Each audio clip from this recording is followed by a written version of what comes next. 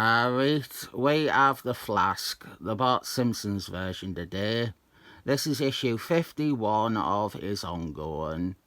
This issue comes from August 1999. Are you feeling that millennium bug yet? I could tell you what I was doing on New Year's Eve 1999, but I was 9 years old. And the story involves the typical level of parental neglect that you have come to expect from my childhood.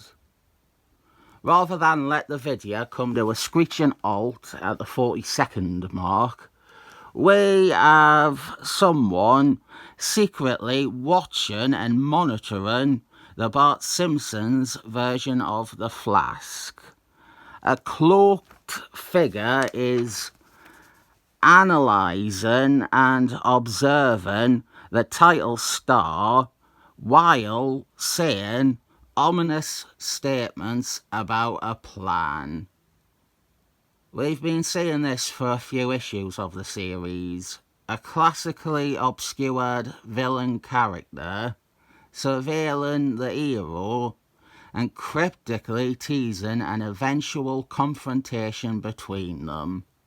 One of those issues featuring this guy was the Batman team-up in the issue before this, issue 50.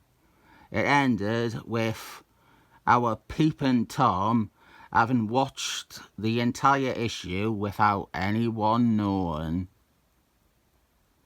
Meanwhile is a word I say too much in videos. Also is another. Meanwhile, also, and by the way. Meanwhile, also, by the way, Bart Simpson's is at school, and his kid friends are mad into a comic book called The Afterlife Avenger. And Bart Simpson's, he doesn't have the patience to read a comic. It is too slow for him. But we learn that his best friend, Milhouse, has a complete run of Afterlife Avenger, except for issue 16. That will be important. Meanwhile, also, by the way, we have a scene at Toys R Us where a collector is frustrated at the stocking of Afterlife Avenger action figures. The figure of Afterlife Avenger's sidekick, Cherub, is short-packed and incredibly rare. And this guy, he can never find one.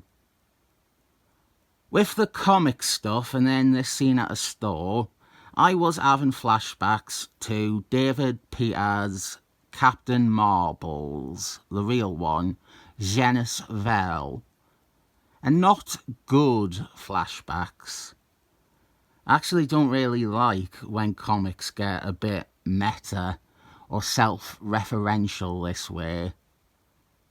There might be some actual wit involved. There might be a good laugh. Like in Thunderballs, Nokia Engage's run, there is a good gag with a Moonstump lingerie statuette, which is based on a Mary James one they did. And that is funny. But I always come away from bits like that thinking, I would have preferred a page of more story or more character than some meta humour or commentary that stops being funny third or fourth time around. There's one with these characters actually. Yeah, David Peter again. Superboy and Bart Simpson's. They are upset that their favourite comics have been cancelled. They're talking about their comics, their solo titles. They were both cancelled. And they are angry at Robert, whose favourite comic gets to live on, somehow, his solo series. I know it is kind of crazy for me to say so when I make videos that are ridiculously self-referential and shit, but I'm just not into it in comics. I think I've said I ate when Steve Rogers became artist on the in-universe Captain America comic. Take that into account when it comes to my reviews. That is my favourite run on Captain America, and it still has a subplot and status quo that I really didn't like. Much like in The Simpsons Season 7 episode Omapalooza, we have Bart carpooling with his friends. This time he is being driven home by Quicksilver, the Goldie Age superhero Quicksilver, and his daughter Ellen, and Bart is once more frustrated with how slow the car is. He just wants to run home, but they have to keep up appearances with his friends that Bart is an ordinary school child and not a Flask. We then find out that Bart's friend Milhouse has his birthday coming up, and what is Bart going to get him? This is very ergonomic writing. We only had it set up a few pages ago, but I like it. It's quick payoff. He's getting him issue 16 of Afterlife Avenger. I like it. I like nice stuff. I like friends being friendly. Last time I looked at an issue of this series, I did an in-depth look at Arrowgirl. I really liked that video. I'm quite happy with it. And I do like to cover a character and their history in videos. I like to fill you in. And I do keep track of who I have done and who I haven't mentally. And I have never done the Bart Simpson's Flask. And I picked this issue out with eyes of doing that. But here, on this page, the bad guy's computer does it for me. We get a very good overview of him here.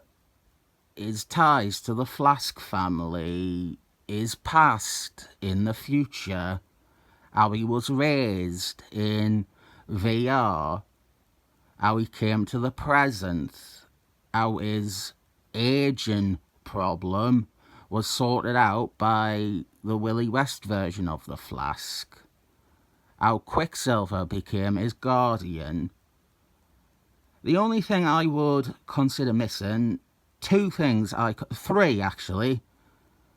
I do think we should have at least a footnote to point towards his first appearance / first story in the Flask issues 92 and 93. I don't think you need to footnote every detail about him here. I just think it would be worth listing where his first appearance was for a new reader if they are interested, or even just to give a reader an idea of when about he was created. Although it was actually in issue 91, I believe. I think a teaser in issue 91. The other things I think should be mentioned are that he was a member of the Tiny Titans. He joined the Tiny Titans not long after his introduction. And then, more importantly, and at the same time as this issue and this series, he was part of the Young Justice League. He was one of the main members of that team. Him, Robert, and Superboy, they were the core of the Young Justice League. Our villain actually isn't the Watcher. It is a mist controller calling himself Silver Fog. He does have some history, but it is the guy from before. He is attacking a delivery truck filled with Afterlife Avenger figures. He wants to find that rare one. And Bart Simpson's went to Seattle to find Milhouse a copy of issue 16. And he comes across this scene. So, hero meets villain. The Bart Simpson's Flask and Silver Fog. The Flask's super speed is a good way to challenge Silver Fog's fog. Here, Silver Fog talks about his backstory, how his dad was the villain Silver Fog, and how his dad battled the Tiny Titans once and beat the real Flask, well, the Willie West version anyway. And the villain who is viewing all this, his computer researches this and says that this is an inaccurate account and that the Flask wasn't even with the Tiny Titans that Silver Fog went up against. There is a little bit of Silver Fog history that this issue doesn't cover. He came from the movie phone series in Adventuring Comics. Superheroes, heroines, and villains created by you. That was his gimmick. I hate that as well. Tying in with what I said before, the self-referential meta stuff. Basically, we have characters created by fan mail. You could write in and have your exciting idea of Vegetarian Man appear for a couple of pages in a movie phone story. Silver Fog, actually, is exactly why it is a load of bullshit. Silver Fog was created by Arlen Ellison. That's fair, isn't it? Accomplished, professional science fiction author Arlen Ellison writes in with the idea for Silver Fog, and we're meant to think that Johnny Average, with his idea of Gun Dog, is equal to the actual writer. After that, Silver Fog was in an issue of Tiny Titans, another example of how unfair the idea of movie phone was. I don't see any other fan mail characters having further appearances years later. Silver Fog was robbing a museum and he was beaten by Epsilon. He was beaten by the kid tag-along brat character most of the readers hated. With this issue of Bart Simpson's, that is all 3 of his appearances. And now, you want to know the most DC thing ever about Silver Fog? Each of the 3 appearances is a fucking different Silver Fog. First one was a guy. Then Tiny Titans, that appearance was a different guy. And now we have that guy's son. The fight and our villain, they are okay in places. There's some stuff I like, not so much his motivation, but I think on paper it is a fine choice to throw up against a Flask. And Bart beats him by paying attention and using Silver Fog's weakness, I suppose, against him. His desire for the rare action figure. My favourite bit of the issue is actually here, after the fight. Bart Simpson's actually goes back and tidies up and helps repair all the damage done and the spilled stock, and there's a bit where he thinks about taking the rare figure to give to Millhouse, but then he realises that isn't fair and leaves it with the rest of the shipment. The last page reveals our mystery villain, an all-new nemesis for Bart Simpson's, Green Flask. This is the first time we have properly seen him. These bits with him spying on Bart over the last few issues have been his first appearances. His thing is that he is a clone of Bart Simpson's and he hates Bart Simpson's. And he will go on to become the character's de facto arch enemy.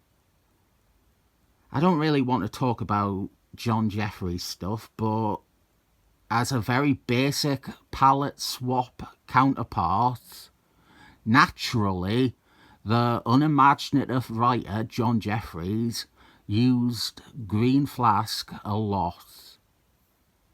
Much later on, when Bart Simpson does become the main Flask, however brief that may have been, Green Flask eventually led the Roughnecks, the Flask villains, and with them murdered Bart Simpson's. They beat Bart Simpson's to death. They beat a kid to death. It gets more dark and grim than that, because when Willie West returned as a Flask, we had Martin Quaid, who totally understands superheroes. He had Willie West, the hero, do the most psychopathic level of persistent torture on Green Flask as revenge for killing Bart Simpson's. I tend to find Bart Simpson's Flask comics, this series, to be mostly charming. I don't think this is the best comic ever, but I appreciate what it was doing and how it was doing it. I hate repeating myself, and I say this every issue of this series. It is a comic that I think successfully appeals to a younger reader without infantilizing them or an adult reader. I've got a feeling I will give this somewhere near 7 thumbs up.